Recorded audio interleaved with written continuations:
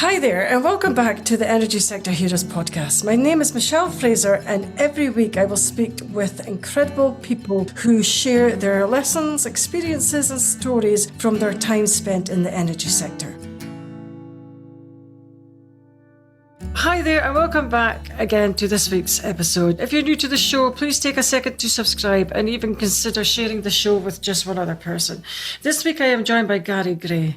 Gary Gray is the Managing Director of Strategic Resources.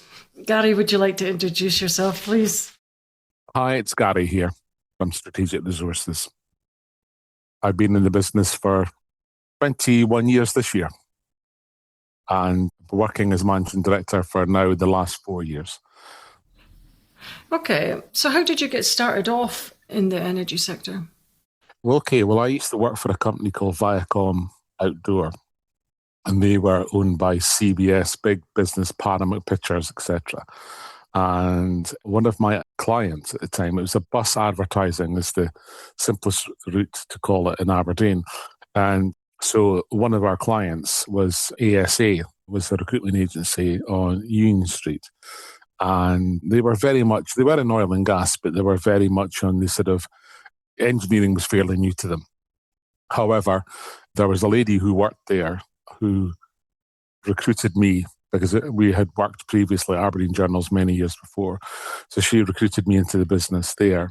And I had my time in sales. I'd done sales for about 15 years and just felt it was becoming a bit tiresome and I was having to travel a lot. Mm-hmm. And I was at the point in my life, and I'd been married for a few years, so I was really wanting to enjoy that time, have a good home life at that point. And therefore I went to work for them. So I worked in engineering, as they called that particular division. So that was anything from a forklift driver to a process engineer. So there was I could go after anything I wanted, and work on any role. They had sales targets there, which again, I didn't particularly enjoy, but there was enough work coming in to keep me very busy during that time. I was joined by other colleagues along the line and who came and went, and maybe my aftershave or something might have been that. But joking apart, people come and go in the recruitment game. So they moved on, and I was approached by Strategic in April 2005 to have a chat with them. Interestingly enough, because we were on the same street, the two businesses, and very close, you could almost holler down the street to someone. I suggested we meet somewhere else. And the director at the time, a chap called Alfie Smith, who'd said to me, can we meet in the, I'm trying to think of the name of the pub now. It's beside the courts. I've forgotten. It'll come back to me in a second. He says, can we meet in there? And says, okay, fair enough. So I think it's the first time I'd ever drank a Coke in a pub. I'd not, obviously when I go to the pub, I maybe have a pint or something. So it was a dry lunch. But I got enough from that meeting Alfie that I knew that that's where I wanted to be, because they had a very, very good name in the oil and gas industry, really in Aberdeen. And that's when I started a month after I started with Strategic, and have grown through the business. I was a recruiter for a few years and then became a associate director, then became recruitment and operations director. And then when our wonderful managing director, Shona Raffin, retired in 2022, I took over the role at that point. That was quite scary because I, many years ago, never thought I would be able to manage a level at that kind of level. But here I am 4.5 years in and enjoying it. Sounds like you've had an amazing career. I just wanted to ask you, which all new graduates want to know, what is the employment like in, going forward in engineering and things like that just now? Because it is quite volatile with everything going on. It is, and I see we have certainly seen a change, over the years with regards to, it could be societal changes, that we find that a lot of people there wasn't really the choice to do things like software, or a lot of IT subjects. That wasn't really a choice. That's a very modern phenomenon. But certainly I would say that we have seen a massive move towards people not really wanting to work in oil and gas because they see it as an industry which is, it's the modern thing, it's the environmental thing. They see it as an industry that's maybe not for them, and they want to work in other industries, which are maybe to them are, that more to their choice. And that's a thing nowadays as well. As I think that as the ages come through, I think that people's choices are far better and there are far more options as far as what they want to do. So I would say we've seen a real move towards, it's not just AI, but cloud, software, programming. Those are where I would see the future if people have got that good background in, say, mathematics at school, and that's what they're going to go and do as a career. But there's certainly still people who want to move into engineering, as an example, and they typically want to move now either oil and gas or other industries, for example, the renewable sector. That's a very interesting part of the workplace these days, or the workforce. They've got these different options that they can go for, Michelle.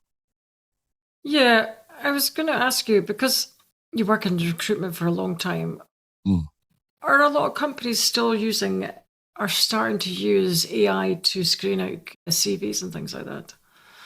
Yeah, we certainly find that for their own recruitment, I would say, to be honest with you, rather than by the time they come to us, we are certainly not using AI.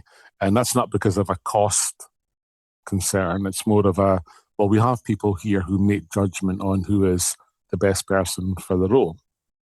But from what I've heard is that the problem with AI when it comes to recruitment is that it's a great tool for filtering, no doubt about that.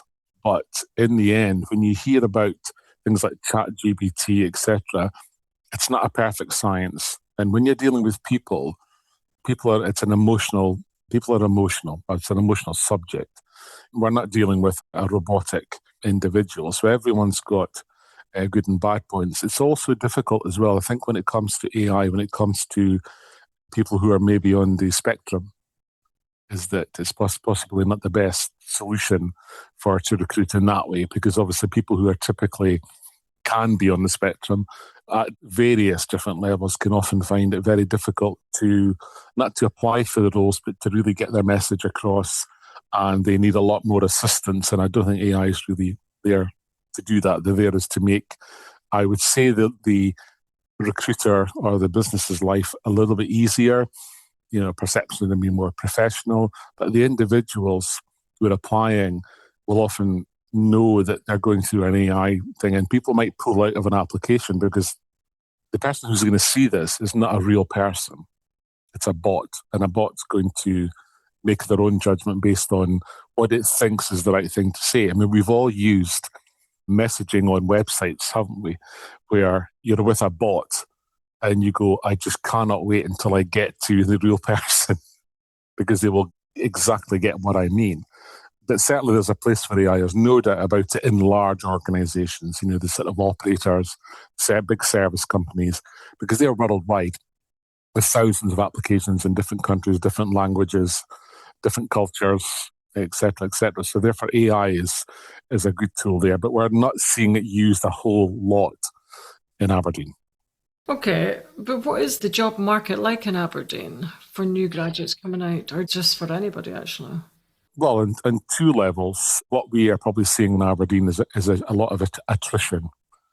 So you're seeing that people who are maybe have been made redundant, if a company's going through reorganisation and those roles become available at that point, or that someone's maybe keen to get into decommissioning and the company they're working at aren't doing that, or they want to get into the renewable sector, if they're at that part of their career, they're maybe in their sort of late 20s, 30s, early 40s, whatever age, but they want to change their career to move away from oil and gas. So you've got those, then that means that roles become available. So, there are companies out there who are growing, but that's coming through probably sort of buying other companies, other fields, if it's an oil and gas operator, those types of things. But we're seeing businesses merging, which typically means, in certain cases, that there's going to be redundancies. So there's people then out looking for work.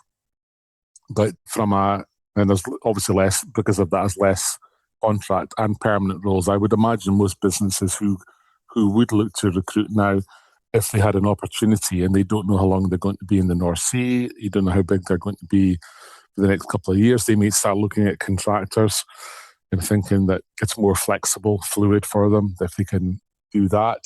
But from regards to graduates, I would say from an oil and gas perspective, we don't see graduate roles because clients have their own operation behind that to go and speak to people at universities, fairs, etc. And also they've got their graduate schemes.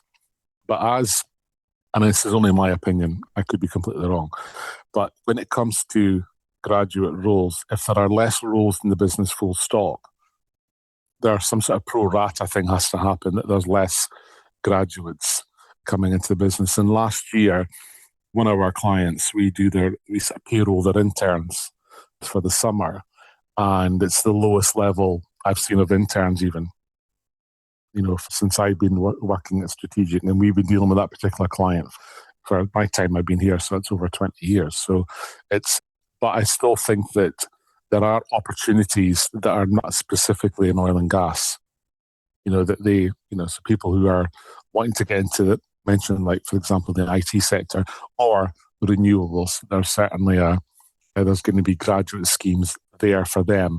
But I guess, their degree has to be related to what they're going to be doing in the future. So I think that somebody who's chosen something in particular that's not relatable, they are maybe going to struggle. But there's always going to be a need for accountants, lawyers or contracts people, for example, good business people as well, business managers, business planners. There's always going to be those needs. And what we're seeing, though, is a lot of growth in things like SAP in businesses. So therefore, that takes, I would say, some of the human element away again as well, as far as numbers are concerned, because what SAP, Maximo, Oracle, whatever their systems companies are using, it basically means and that's not using AI, it's using some sort of intelligence, but it will mean that they maybe don't have to have 3 people, they could have 2 people doing a particular role because they're getting the data, dashboards, whatever it might be from that particular software.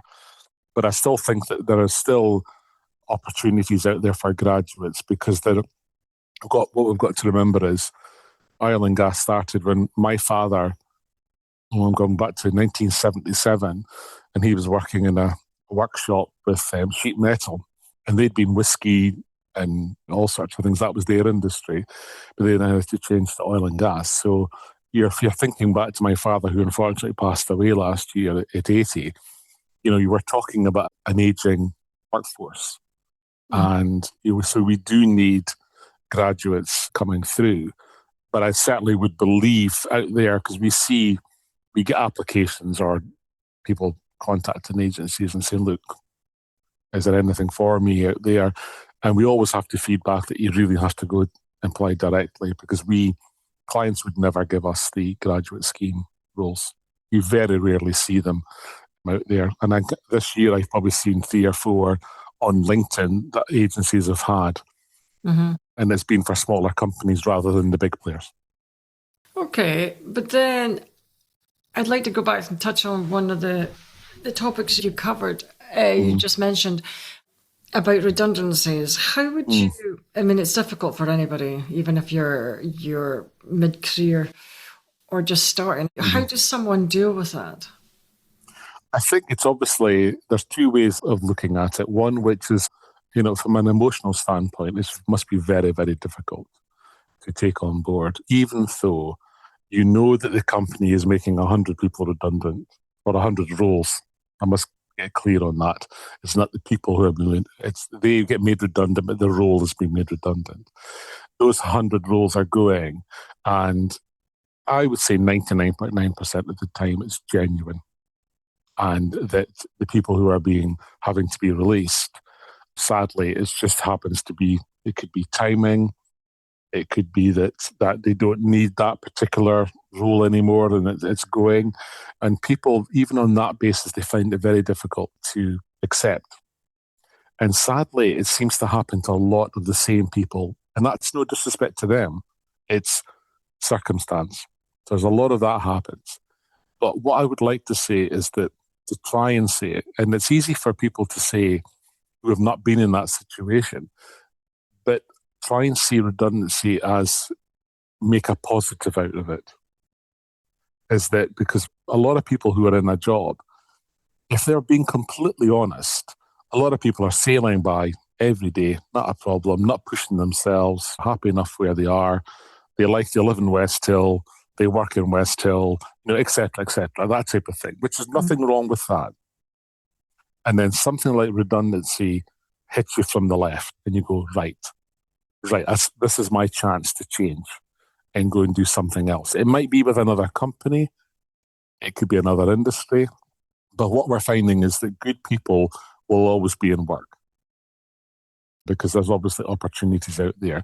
But there's obviously when people are made redundant as well, that could be of a certain age. I mean, I'm 59 this year, and it's a time of life which is typically had been difficult. I think in years back that, if you're that age, but I think that when you think about it, the change the government wants to make to eventually to the pension, it might come to the point in time, Michelle, where people are having to wait till 75 to get their pension, is that people are living longer. And therefore 59, is not, you can still have a career at that point in time. You don't have to be reaching for the stars, but you could still be like, well, I still want to go to the next level. Why not? Because I want to work until I'm 65, because you can still provide fantastic value for that period of time. But what we are finding is that people who can afford to retire, do a different role that's maybe 3 days a week or something, it's maybe not challenging them as much, but then again, not giving them the same stress levels, is that it's an opportunity for them to be able to do that. But I think a lot of people are still focused, and some people are focused enough to continue working for a long time. But there is situations where, because of where we live, is that yes, we've lived in a bubble for years here. And we've lived in a bubble where the salaries, the rates are higher than other places in the UK. And I can see that because we're owned by a private equity company called Corpac, and they have businesses throughout the UK who we've assisted in the past with roles. And we could be talking about health and safety manager and saying, well, we've got a business in this town in Northern England, and they're paying £40,000 for the health and safety manager. Now, I'm not a health and safety manager, but I know what health and safety managers get paid in Aberdeen, and it's well in excess of that. But what that means is just because you've had a higher salary, it typically means that you have a better lifestyle. And if you have managed your money well, you can maybe retire early. But I still think that people, even my age, maybe still have mortgages and have to work. But we don't need to work in a certain level of role. So I think that, there are opportunities out there for people if they want to continue on their career because they have the experience to give. And, and sometimes that, somebody who can give you 3 days a week, who's been in the industry for 30 odd years or 40 years, some people, the value you get from that individual is, you can't beat it. Do you think that the companies are still hiring people with maybe 30 plus years? I would say so. We certainly find that here, because you'll often see a job spec that they don't have 30, 40 years experience on a job spec. That doesn't exist, But when you read the job spec properly, it typically would mean, and they don't talk about age or whether you're male or female or anything along those lines. It's just basically reading into the job spec properly, is that they're looking for somebody who's got a lot of experience because the position is a position of seniority or high expertise. And high expertise in any part of the world, at any job in the world, doesn't come from having 3 years experience post-uni or post-apprenticeship or whatever it is. It's at least 10 plus years. And then you've got a situation where these people have come in with the expertise of the industry, when the industry, not quite when it started, but not far off. So Aberdeen is a centre of excellence, not just for subsea. We see that at West Hill, there's a sign up saying it's the subsea hub of the world or something. Aberdeen is still regarded as the oil capital of Europe, and therefore the expertise is here. And if companies would be foolish not to look at taking on people, and I'm not just saying this because it's me, but people of my age, because you would hope that we would have the experience and knowledge to be able to do that. But companies are looking at the person, and if the person's been working in the similar businesses, the right places, they may be known to them as well, because of the length of career they've had in oil and gas. So there are still opportunities there. There's no doubt about that. I don't think it's any different whether you're 59 or 29. I still think there are opportunities out there on the same level and going, well, they're 29. Well, let's go with a 29-year-old rather than a 59-year-old. Companies aren't thinking that way. They're looking at backfilling a role possibly with somebody who's got lots of experience and is available when they need them. Okay. I was going to ask you, say if someone has been made redundant and they've got maybe 20 odd years experience, if they were to take a job, because jobs can be limited as well, and some people just want to get back to work as soon as possible. If they were to take maybe a shift down with a lower wage, is that going to hurt their career at all? I guess we all know what Aberdeen is like currently. And I put Aberdeen in the same sort of time as 2014. I don't know if you'll remember that, Michelle, when that was a big change in oil and gas at that point. It was that there were people who had to move into a position which was move to another company, maybe not quite at the same level. And you will get those opportunities. And I don't think that if a recruiter, because that's where I'm coming from, if a recruiter does their job properly and has a proper interview with the person and gets a rationale for why they had to go into that role for that period of time, and there's an explanation that you can give to the client who you're presenting the CV to, then there shouldn't be any issue.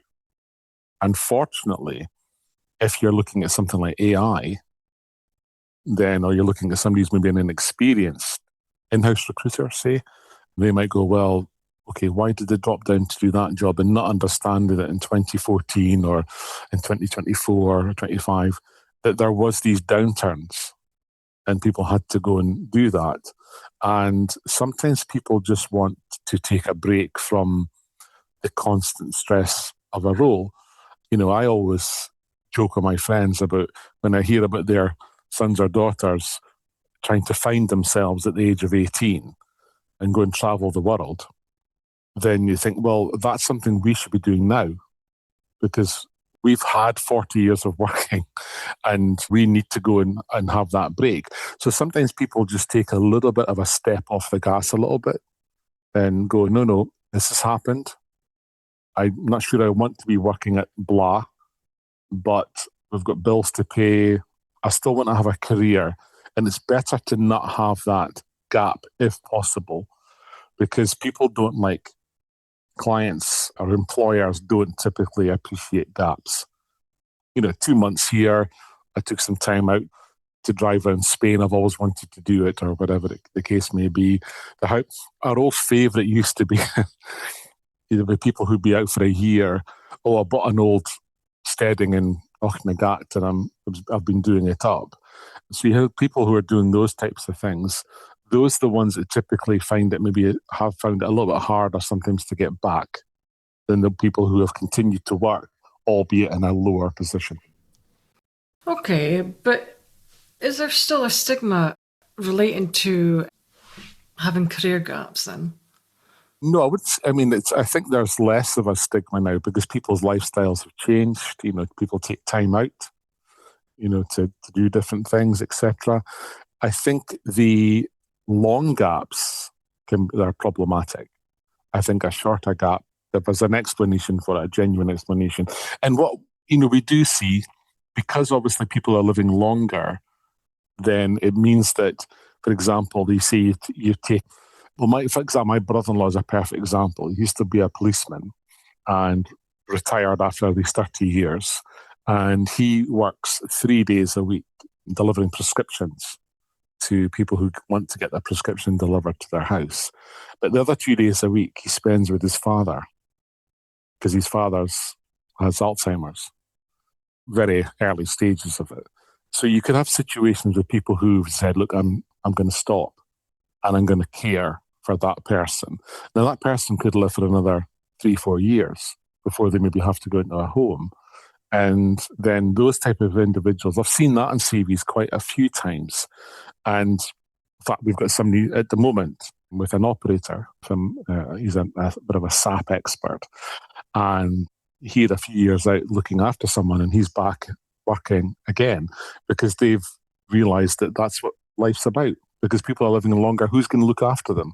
It has to be their son, daughter, or a very close relative that's looking after them. So you do get those kind of situations. I think that sometimes candidates can be a little cagey when you discuss, gaps, especially the number of gaps. If somebody can say, my whole life I've done, we're not wanting to see someone's passport from 20 years ago when they were going around to Vietnam for 6 months. We're not interested in that, obviously, clearly. But there has to be a rationale for why there's all the gaps. And if someone has gone, well, I've taken time out of my life to do this, and during the career, and companies have taken these people back on, or not back on, but somebody else, if they've left that job, they've come back into the market again. But there's no doubt about it, with unconscious bias, Michelle, people will make judgments. Why there's gaps, what were they doing? Not suggesting somebody was up to something untoward, but just, do they fall out with people and, they then have to find another job, those types of things. But again, from a decent interview from a recruiter's standpoint, or when it gets to a client, those are the kind of things that there's maybe a fear of asking, but you have to ask. And if someone doesn't like you asking the question, then you wouldn't put them forward for a role because if they're cagey about things. But most people genuinely have a good rationale for why they've had gaps. But I don't see, if I've got somebody's CV who's maybe 50, I'm not seeing 10 gaps. It might be a couple of gaps of months here or there. And if you know the city well enough, because I can only speak about Aberdeen because that's where most of our recruitment's done, you will know that company A went bust, and that's why they had to move on from there. You can just, if you do your homework, that if someone says to you, right, okay, I've had 3 gaps there, this is what happened here, here, and here, a recruiter can go and look all of that up. They can go and look online to see when a company, went to administration, liquidation, all those types of things, or they moved out of Aberdeen. You can see all of those elements, and therefore it's backed up. It's just when people get a bit antsy about things, when you ask them a question, then it's like, well, okay, I can maybe see why you've had these gaps, if this is how you're handling a simple question about why you've had these gaps. But we don't see a huge amount of CVs with lots of gaps. But I've just given you that perfect example of somebody who did a decent period out to look after a family member, and they're back working in a role it's a well-paid professional role. So most employers and recruiters see past it. Okay. Going back to graduates, Mm. What is your graduates coming into the energy space? What is your advice for them going forward? I think it's to have, like anybody who's leaving, whether it's school and whether it's an apprenticeship, whether it's leaving university, I would always give the same advice, which is to have a proper focus on your career. Know what you want to do and drive towards that. And I think that doesn't really matter whichever level of education that you're leaving at. I think typically there is a point before someone picks their degree that I would suggest to them that I'm not talking about a plan, or a flow chart of my career. I'm not suggesting anything like that whatsoever. Is that, what do you genuinely want to work in? Can I give you a quick example of something that a few years ago, before I was MD, we had our MD was doing we're doing a charity event with a school close by to here. And we had said that primary 5, 6, and 7 children would draw or paint what they wanted to be in the future. Okay? And what was quite kind of disturbing was that only one person, one boy, wanted to do anything to do with engineering. He wanted to be a Formula One mechanic. And the girls were, and you could say, well, it's primary 5, 6, and 7, but they look at their parents and what their parents do. So a lot of the girls were, oh, my mum works in beauty, so I want to be a beautician. I want to be a hairdresser. I'm not making this up. I'm not, going to sound like I'm being a bit sexist. I'm not. This is just factual. And a lot of the boys wanted to be YouTubers or gamers or whatever else. So you can see the societal changes happening there with regards to that's their early stage development in their life and nowhere near a career, but they're already thinking that's it. So then when they go to school, and I have a fear, Michelle, that having spoken to people who have had children in the last few years who've been through secondary school, is that the careers advice they're getting is non-existent. It's a tick box exercise. It's not a proper chat about what you would really like to do, where do you see yourself, etc., etc. And I think that's a real problem because you can't shoehorn people into doing something else, they don't want to do. But when they get to that point at secondary school, and this is where recruiters and future employers can do nothing about this. So it's on the education system to be getting children to, understand what the different careers are, not pushing children just because you live in Aberdeen, not pushing them just towards oil and gas. You have to keep up with the times. The times are now where engineering is still going to be here. It's a bit like the argument about, do we need oil and gas? Of course we do. The world doesn't exist without that and engineering and et cetera, but there are other roles that can still be in the engineering sector, which are more related to programming, AI, software, all those kind of things are still needed. In fact, I was at the podcast I mentioned to you earlier on, the live podcast, and there was a chap there who was the head of national gas for the UK, which is a government organisation.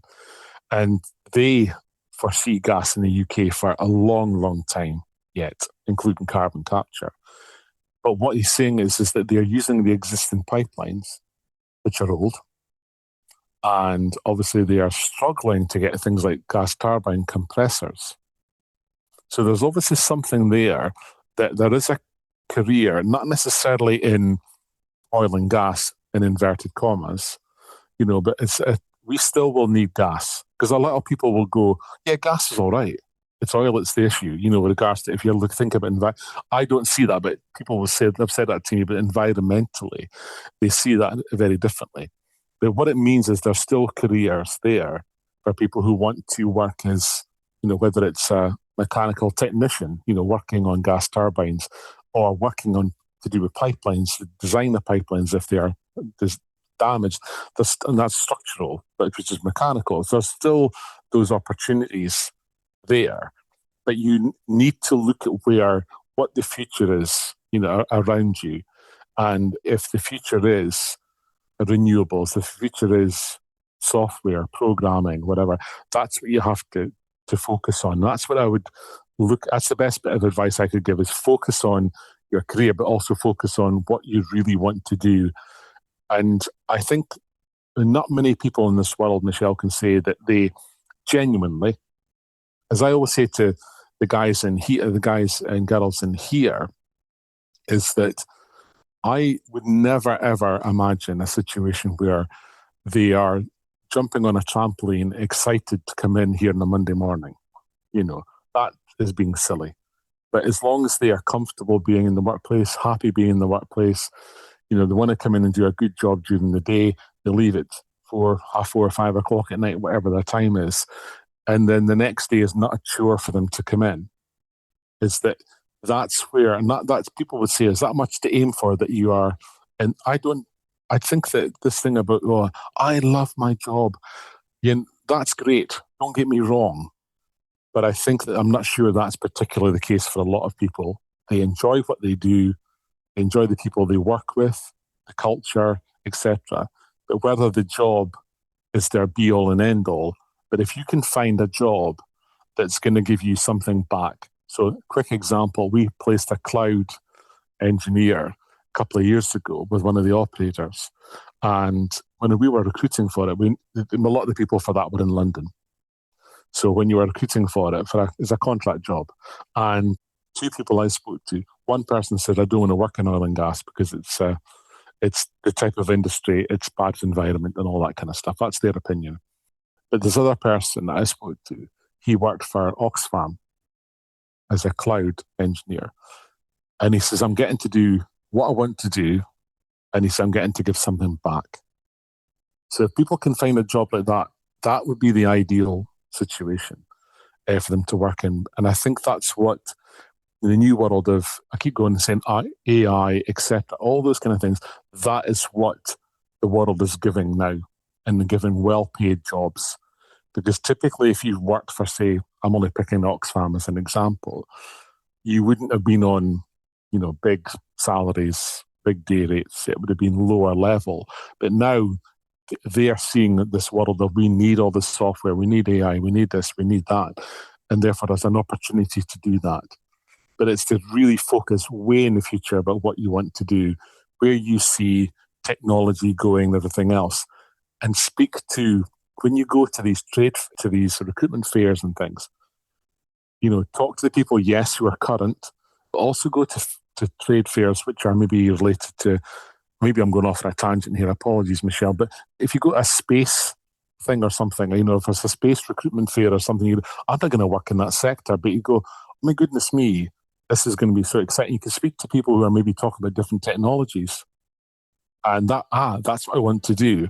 I think rather than just being, in a tunnel of this is what I'm going to, pigeonholing yourself. That's another thing I'll say. Don't try and pigeonhole yourself. Try and be open. Focus on your career, but open on your options. Okay. I'm going to end on that very positive note. So that's all the questions I have today. I would like to thank Gary for your time. That brings us to the end of another episode. Thanks for listening, and see you next week. That brings us to the end of another episode. Thanks for listening. If you enjoyed the show, I'd like to gently encourage you to leave a 5-star rating wherever you listen to podcasts, and share the show with another person. You can also follow me on LinkedIn or via my website, www.michellefraserconsultancy.com. Thanks again for listening, and see you next week.